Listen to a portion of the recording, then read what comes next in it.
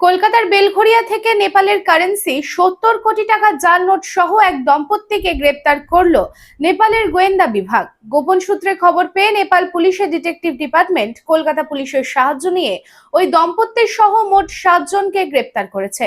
অভিযোগ, কয়েক বছর আগে দীপাধর ও অরিন্দম ধর নেপালে গিয়ে জাল নোটের কারবার করছিল। অবশেষে নেপালের গোয়েন্দা পুলিশের জালে ধরা পড়েছেন তারা।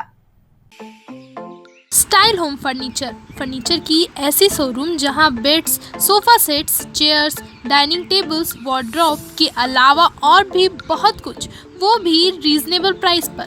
बेस्ट क्वालिटी के साथ ही साथ आपको यहां मिलेगा लेटेस्ट डिज़ाइन के फर्नीचर्स जो है टिकाऊदार और आकर्षक। स्टाइल होम फर्नीचर अब आपके आसनसोल में। अपने घर को दे एक नयापन स्टाइल होम फर्नीचर के संग।